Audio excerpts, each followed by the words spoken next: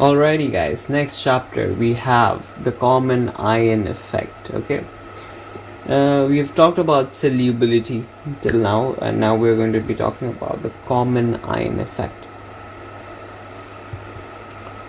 Yeah, we have talked about solubility. So, common ion effect, whenever you have a saturated solution, let's say you're talking about the silver chloride example, and in this saturated solution, if you add a salt that is common, that is called the common ion, compared to AgCl, what would happen? Okay, so let's say you have NaCl where Cl ion is the common ion.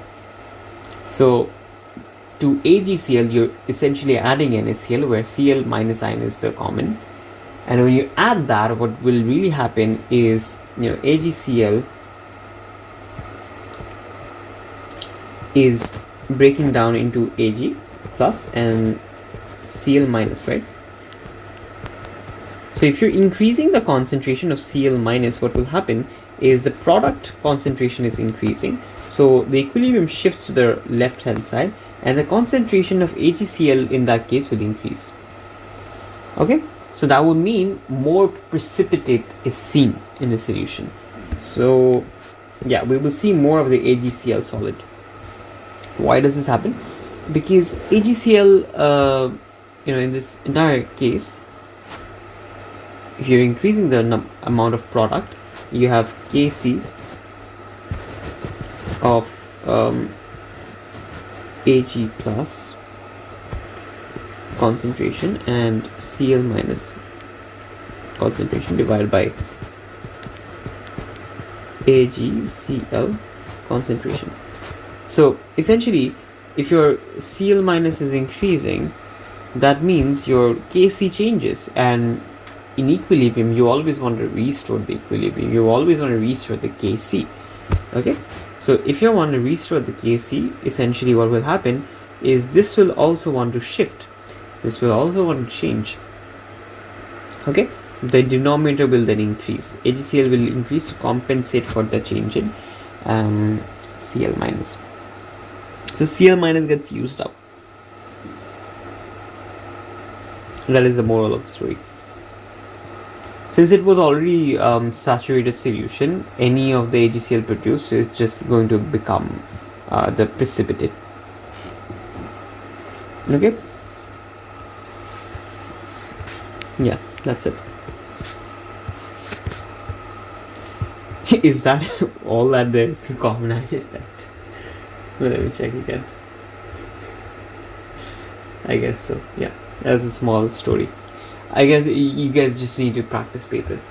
That will give you the more in-depth idea. But that's pretty much it, really. Conceptually, that is exactly. I will solve one question or two questions for you guys. But yeah, that conceptually, that's it. You just there's a question. Let me do the question. Thank God, there's a question. Let's do the entire thing. The value of solubility product of iodine 3 hydroxide FeOH3 is given by the following expression.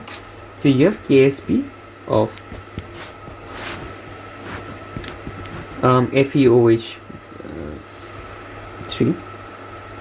and the Ksp is given as 2 into 10 to the power of minus 39. Hella low, but yeah. Anyways, 2 into 10 to the power of minus 39. Calculate the solubility of FeOH3 in iron hydroxide in water. How do you find this? You want to find what?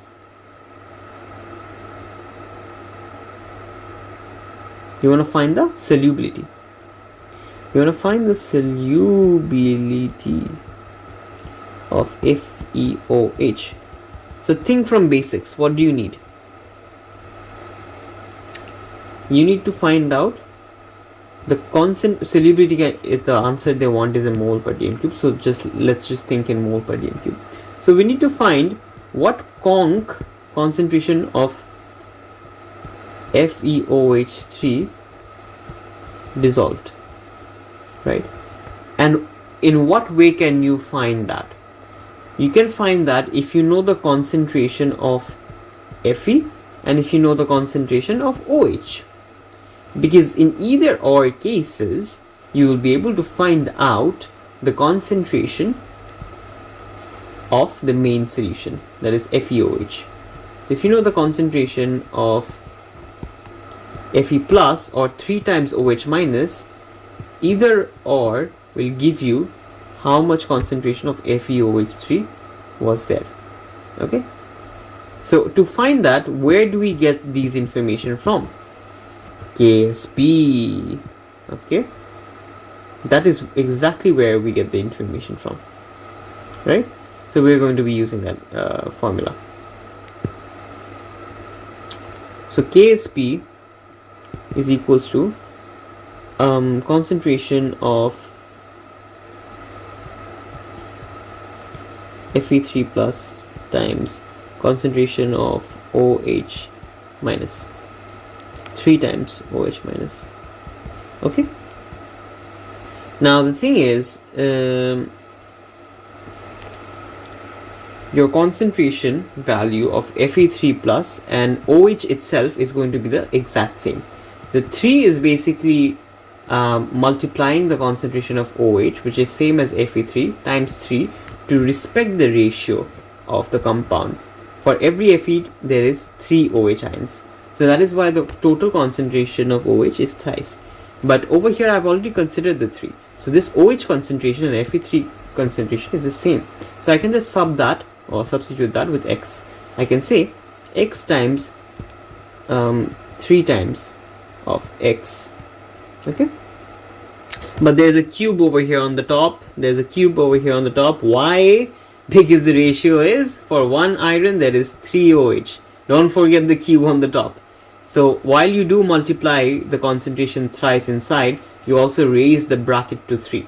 You also raise the concentration to 3, right? So if you do that, then the KSP, I'll continue over here, the KSP is equals to 3 times, is it 3? No, 3 times, sorry, X times 9 times X to the power cube.